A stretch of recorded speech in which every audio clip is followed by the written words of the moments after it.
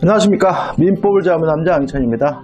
이번 영상은 테마 특강 시험에 나올 만한 부분을 정리하고 있고요. 자, 이제 물권법으로 들어왔습니다. 그래서 이번 영상에서는 물권법 총론에 관한 테마를 볼 거거든요. 자, 첫 번째로 우리가 물권법 총론에서 시험에 잘 나오는 테마가 뭐냐면 물권적 청구권인 거거든요. 자, 정리를 해볼게요.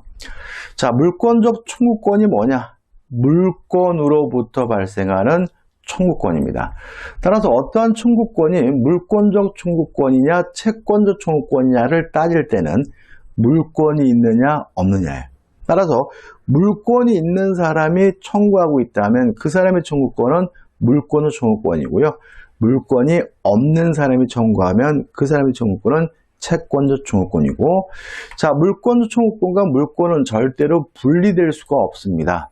따라서 물권적 청구권은 소멸시효 걸리지 않는다는 것도 꼭 기억해 두셔야 되겠죠. 자, 정리할 것은 많지 않습니다. 자, 주체, 물권자이어야 한다. 상대방, 점유자를 말한다.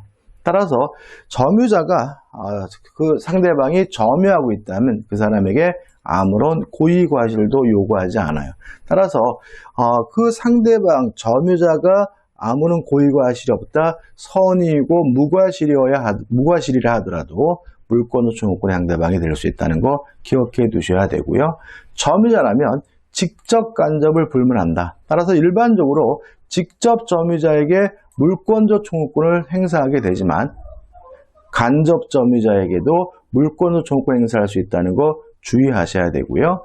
그 다음에 시험에 잘 나오는 것은 뭐냐면 토지 소유자가 건물 철거를 누구한테 청구하느냐, 이 문제인데 임차인과 같은 직접 점유자에게는 청구하지 못하고 임대인과 같은 간접 점유자에게 청구하는 거다. 왜냐하면 건물 철거는 건물의 소유자가 할 수가 있으니까요. 그 다음에 토지 소유자가 건물에서 퇴거를 요구할 수 있느냐, 이 문제에 대해서 두 가지를 좀 기억해 두시는데, 만약에 그 건물에 거주하고 있는 사람이 건물의 소유자라면 그 건물 소유자에게 건물에서 퇴거를 요구할 수는 없다. 그렇지만 그 건물에 점유하고 있는 사람이 건물의 임차인이라면 퇴거를 요구하는 것이 가능하다는 거 꼭 기억해 두세요. 이건 좀 논리적으로 좀 모순이 있는데 이런 취지입니다. 자, 토지 소유자는 말 그대로 토지에 대해서 물권이 있으니까 건물의 소유자가 아니니까 건물에 살고 있는 사람에게 퇴거해달라고 요구할 수는 없는 거예요. 근데 만약에 그 건물에 임차인이 거주하고 있다면 이 임차인을 내보내야 건물을 철거할 수 있을 텐데 내보낼 방법이 마땅치 않습니다. 그래서 우리 판례는 토지 소유자가 건물의 임차인에게 퇴거를 요구할 수 있고요. 건물의 임차인을 퇴거시킨 후 건물의 소유자에게 철거를 청구하면 된다라고 이해하고 있다는 거 좀 기억해 두시기 바랍니다. 사례 한번 볼까요? 갑과 을은 갑소유 토지 A를 사기에 의하여 지상권 설정 계약을 하고 을에게 설정 등기를 해 주었다. 한번 그려볼까? 한번 볼까요? 자, 이런 얘기입니다. 갑이 지금 을과 만나가지고 지상권 설정 계약을 했어요. 근데 갑이 뭘 당한 거죠? 사기를 당한 거죠. 누가 사기를 쳤는지는 안 나와 있습니다. 그 다음에 을이 지상권을 취득한 후에 계속 지상권을 가지고 있었던 것이 아니라 지상권자인 을이 병에게 그 토지를 임대해서 현재 이 토지에 대해서 임차권자인 병이 사용 수익하고 있고요. 그 다음에 또 갑은 이 토지를 정과 만나서 매매 계약을 하고 갑의 정에게 이전 등기를 해줬다. 이렇게 되는 거거든요. 다시 한번 사례 한번 읽어볼까요? 자, 보세요. 갑과 을은 갑 소유 토지 A를 사기에 의하여 지상권 설정 계약을 하고 을에게 설정 등기를 하여 주었다. 그 을은 토지를 병에게 임대하였고 갑은 토지를 정에게 매매에 의하여 이전 등기를 하여 주었다. 자, 사례 논점은 취소권자인데 누가 취소할 수 있냐면 갑과 정이 취소할 수가 있는 거죠. 자, 왜냐하면 갑은 사기에 의한 의사표시자, 정은 승계이니까요.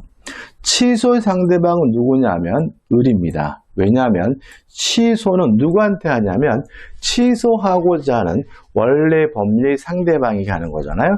다시 말하면 요 지상권 설정 계약을 취소하고자 해요. 그러면 요 지상권 설정 계약을 한 을에게 취소하게 되는 거고요.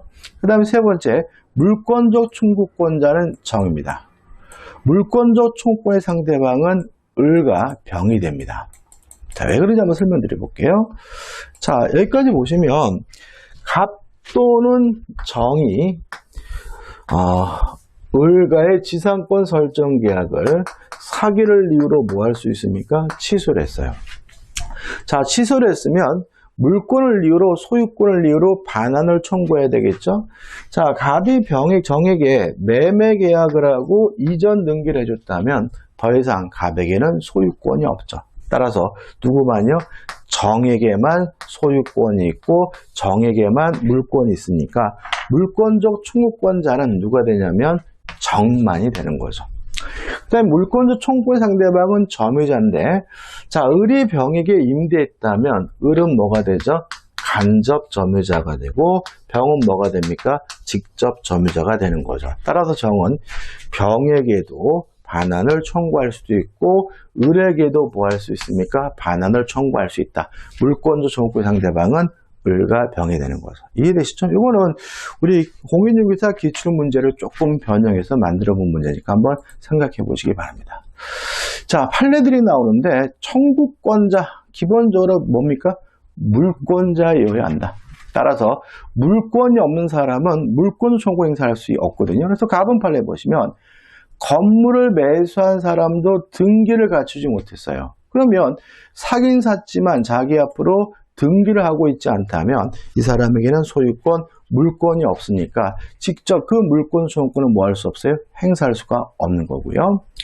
그 다음에 나번 적법한 명의신탁인데 결론은 뭡니까? 대내적으로는 신탁자가 소유자지만 대외적으로는 수탁자가 소유자니까 물권 소유권은 누가 행사해야 됩니까? 수탁자가 행사된다는 거죠. 따라서 신탁자는 대위에서 수탁자를 대위해서 방해 배제를 구할 수 있을 뿐 신탁자가 직접 물권 소유권 행사할 수는 없는 겁니다. 왜냐하면 대외적으로 소유자인 것은 물권자인 것은 누구기 때문에요? 수탁자이기 때문에 그렇죠.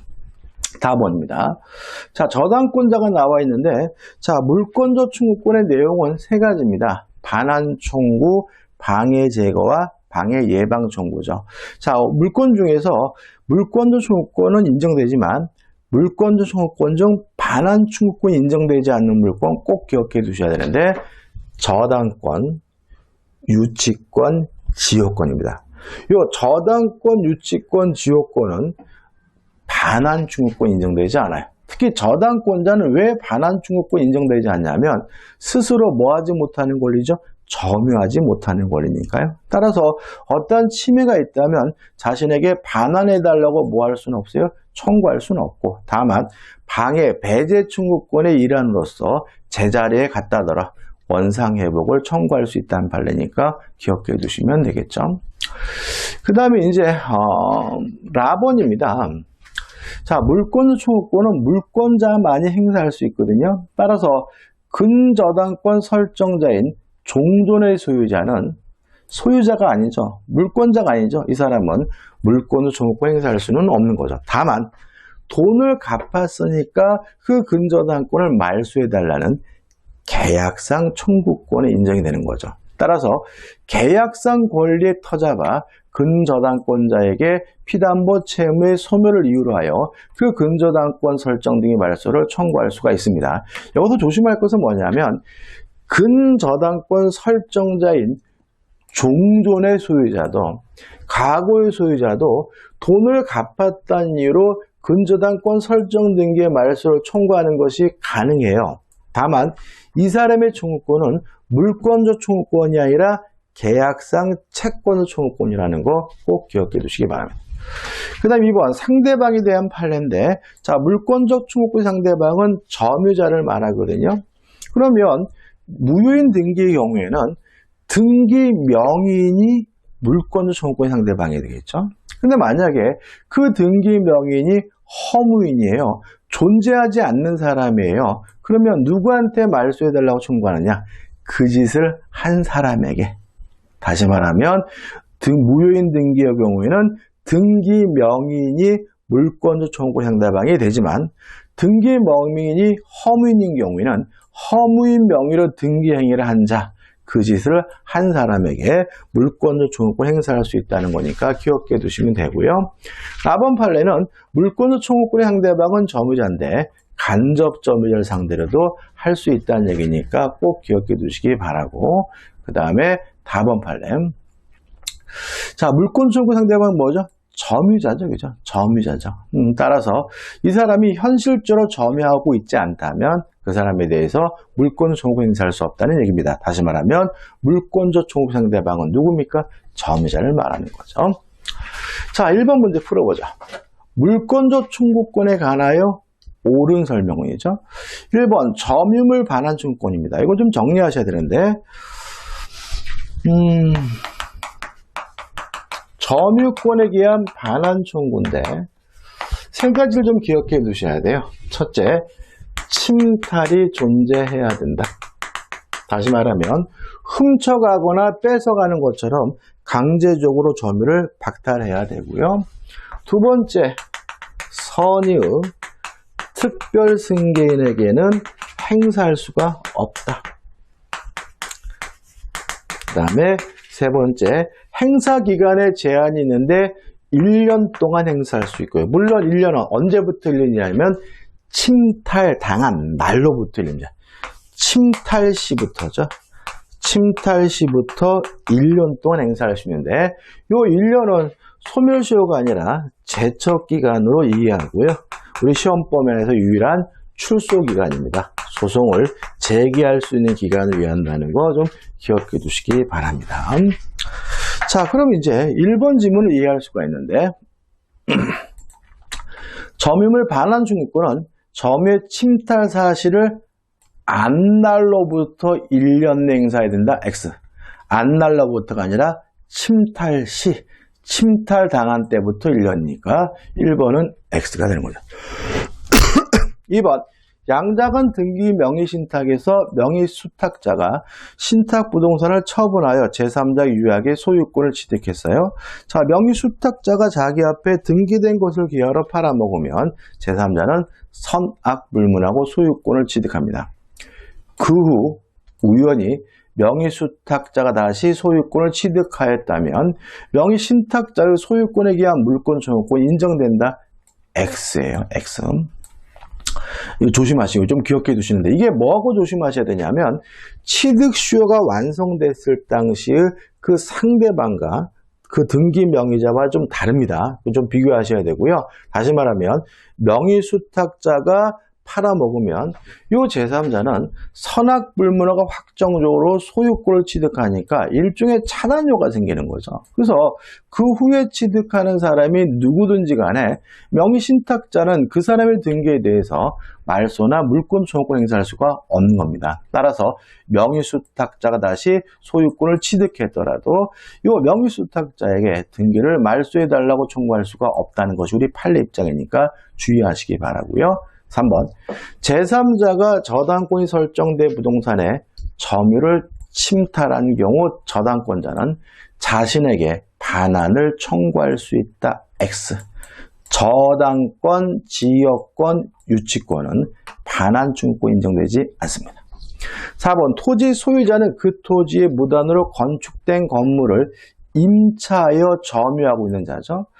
자를 상대로 건물의 철거를 청구할 수 있다. X. 건물의 철거 청구는 누구한테 합니까? 건물의 소유자인 간접 점유자 임대인에게. 조심할 것은 이 임차인에게 그 건물에서 퇴거해달라고 뭐 할 수 있죠? 청구할 수 있다는 것도 꼭 기억해 두시기 바라고요. 5번, 유효하게 부동산을 명의신탁한 자요. 그러면 명의신탁자는 대외적으로 소유자가 아닙니다. 대외적 소유자는 누구죠? 명의수탁자죠. 따라서 제3자에게 직접 물권 청구권을 행사해야 되는 사람은 명의수탁자이니까 자신 직접 제3자에게 물권적 청구권 행사하여 신탁재산에 대한 방해 배제를 구할 수 없다는 질문은 맞는 질문이 되는 거죠. 따라서 옳은 질문은 5번이 됩니다. 2번 물권조 청구권에 관한 다음 설명 중 틀린 것은 1번 어떤 자가 물권 내용 실현을 방해하고 있으면 그에게 과실이 없어도 물권조 청구권이 발생한다. 5죠? 그죠? 자, 물권조 청구권의 상대방은 점유자를 말하고요. 아무런 고의 과실을 요구하지 않습니다. 2번 타인의 토지의 건물을 무단으로 지었어요. 그러면 이 사람은 타인의 토지를 뭐하고 있는 거죠? 점유하고 있는 거잖아요. 근데 문제는 그 건물을 제3자에게 팔았어요. 그러면 이제 이 토지를 점유하는 사람은 더 이상 이 사람이 아니라 요 제3자가 요 토지를 뭐 하는 거죠? 점유하는 거죠. 그러면 토지 소유자는 현재 자신의 토지를 점유하고 있는 요 제3자에게 건물의 철거를 청구해야 되므로 그 건물을 신축자가 물권적 청구권 상대방이 된다는 질문은 X가 되고요. 답은 뭐죠? 2번이 되는 거죠. 3번 물권 청구권은 물권과 분리하여 양도하지 못하고요. 4번 임차인은 목적물을 점유하고 있는 경우에는 물권 청구권은 발생하지 않는다는 질문은 만약에 점유하고 있는 사람이 임차인이라면 그 사람에게 물권 청구 행사할 수가 없을 테니까 4번은 맞는 질문이고요. 5번 물권 청구권 행사하는 경우에 비용 부담에 관해서는 견해가 대립됩니다. 특히 이 견해가 심하게 결합되기 때문에 시험문에 나올 건 아니지만 맞는 질문이고요. 조심할 것은 원칙적으로 침해자가 비용을 부담한다 정도는 기억해 두시기 바랍니다. 자, 그 다음에 두 번째 물권 청구권에서 시험에 반드시 내는 것이 뭐냐면 부동산 물권 변동입니다. 시험에 무조건 내요. 자, 기억할 건 많지 않아요. 1번 계약이나 단독행위 같은 법률행위로 물권을 취득하고자 하는 자는 등기를 해야 합니다. 계약도 아니고 단독행위도 아닌 다른 사유, 즉 법률 규정으로 인해서 물권이 변동될 때는 등기할 필요가 없습니다. 판결, 확인 판결의 경우에는 물권 변동 자체가 이루어지지 않기 때문에 등기를 해야 되느냐 할 필요 없느냐 따질 필요가 없고요. 이행 판결은 실질적으로는 법률행위에 의한 물권 변동이기 때문에 등기를 해야지 물권이 변동되고요. 형성권에 의한 판결, 형성 판결은 등기하지 않아도 물권이 변동됩니다. 자, 우리가 대표적으로 공유물 분할 청구권은 형성권이에요. 따라서 재판상 분할은 형성 판결이니까 재판상 분할에 의한 물권 변동은 등기하지 않아도 물권이 변동되는 거죠. 근데 조심할 것은 만약에 판결이 나지 않았어요. 재판을 하던 중에 쌍방 간에 합의가 성립됐다면, 조정에 관한 합의가 이루어졌다면 이것은 계약, 법률행위에 의한 물권 변동이니까 그때는 뭘 해야 돼요? 등기를 해야 된다는 거 주의하시기 바랍니다.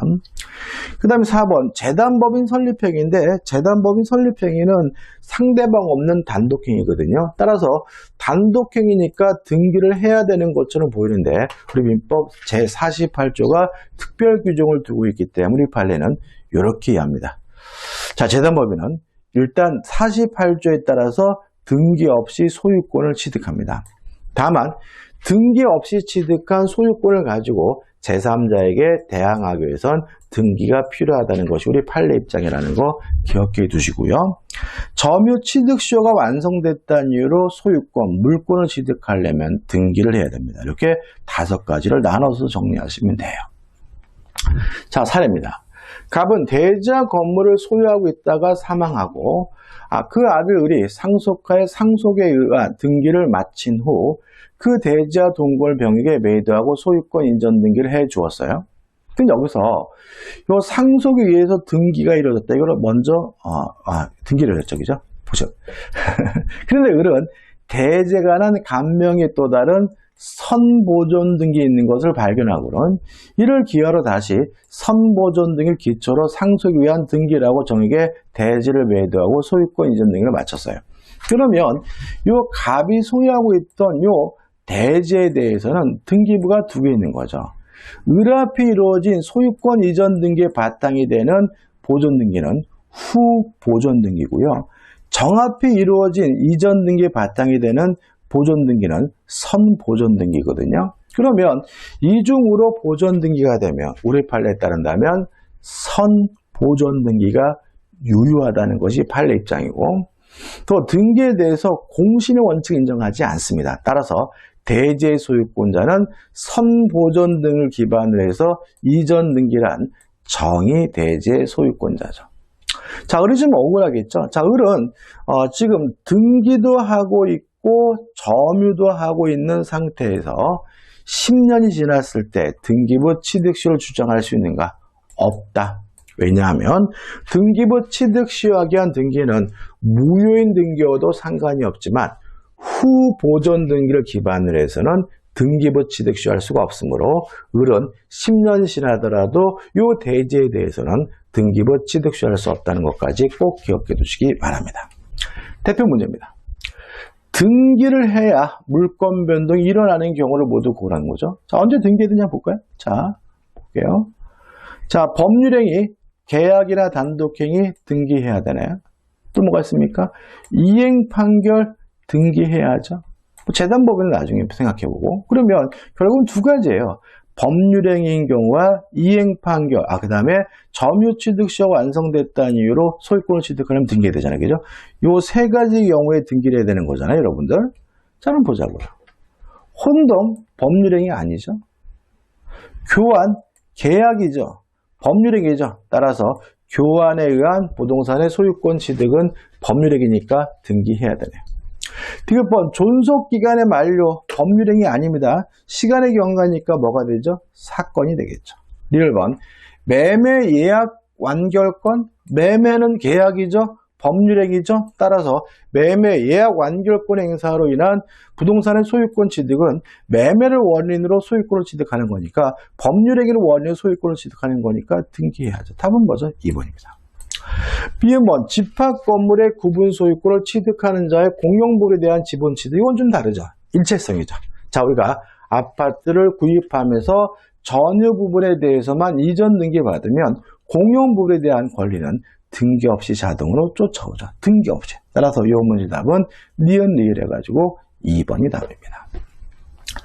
2번 다음 중 법률의 규정에 의한 물권 변동으로 등기를 요하지 않는 것. 등기할 필요 없는 거죠. 자, 기억 전세권 설정이죠. 이게 뭐가 빠졌을까요? 설정 계약이란 말이 빠졌겠죠, 여러분들. 그죠? 계약 법률행위입니다. 등기해야 돼요. 저당권 설정 계약이란 말이 빠졌겠죠. 법률행위입니다. 등기를 해야 돼요. 디귿번 경매는 법률행위가 아니죠. 따라서 등기할 필요가 없네요. 리을번 상속 법률행위 아니죠. 등기할 필요가 없고 미음번 건물을 신축하는 것은 삽질하고 공구를 치고 망치질하는 것은 사실행위지 법률행위가 아니니까 등기할 필요가 없는 거죠. 답은 뭐죠? 디귿 리을 미음 4번이고 매매 법률행위죠. 등기해야죠. 따라서 답은 4번이래요. 어렵지 않죠, 그죠, 여러분들? 너무 어렵게 공부하시면 또 문제 풀 때 또 어려워집니다. 자, 그 다음에 올해 시험 문제 출제가 아주 대단히 높은 것이 뭐냐면 등기 추정입니다. 제가 백선 특강하면서도 말씀드렸던 것 같은데 2020년도 공인중개사 시험 외에 다른 모든 국가가 산업인력관리공단에서 보는 자격증에 관한 시험, 민법 시험에서 등기 추정에 대한 문제는 모두 다 다루고 있거든요. 그래서 등기 추정은 좀 까다롭게 느낄 수 있으니까 좀 확실하게 내 것으로 만들어야 돼요. 자, 이런 얘기입니다. 자, 예를 들어서 매매 계약을 하고 이전 등기를 받으면 몇 가지가 추정이 돼요. 첫째, 적법한 소유자임을 추정받습니다.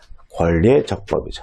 두 번째, 등기 원인의 적법이 추정이 돼요. 따라서 그 원인이 매매라면 매매가 유효함이 추정이 되고요. 그 매매가 대리인을 통해서 이루어졌다면 대리권의 존재도 추정됩니다. 만약에 저당권이라면 적법한 저당권자임이 추정이 되고 그 저당권의 원인인 피담보 채권의 존재도 추정이 되겠죠. 또 등기가 유효하려면 등기 절차의 절차가 적법해야 되니까 등기 절차의 적법도 추정이 됩니다. 따라서 이 세 가지에 대해서 추정이 되기 때문에 등기 명의자는 스스로 입증할 필요가 없어요. 제3자에 대해서도 스스로 입증할 필요도 없고요. 전 권리자에게 대해서도 당사자 간에도 등기 명의자는 추정이 되므로 입증할 필요가 없다는 거 기억해 두셔야 되겠죠. 그 다음에 추정이 깨지는 경우죠. 추정된다는 말은 입증할 필요가 없다는 얘기니까 추정이 깨진다는 말은 적극적으로 입증을 해야 되는데, 첫째, 반증이 있으면 추정이 깨진다. 두 번째, 사망한 사람 허무인으로부터 이전 등기가 이루어졌다면 추정이 깨지고요. 보존 등기 전에 소유자가 존재했다면 추정이 깨집니다. 근데 만약에 이러한 등기가 각종 특별조치법에 따라서 이루어졌다면 이런 사유가 있더라 추정이 깨지지 않고 뭐가 돼요? 유지가 된다는 것까지 꼭 정리해 두시기 바랍니다. 자, 오늘 강의 이제 이번 영상 마지막 강의 문제 같은데요. 대표문입니다. 등기의 효력에 관한 설명으로 옳은 것은 1번 소유권 이전, 청구권 보존을 위한 가등기예요. 자, 가등기 자체만으로는 아무런 효과가 없으니까 청구권도 인정되지 않거든요. 따라서 가등기가 있어도 소유권 이전 등을 청구할 어떤 법률 관계에 있다고 추정되지 않는다. 추정 맞는 질문이죠. 그죠? 답은 1번이에요.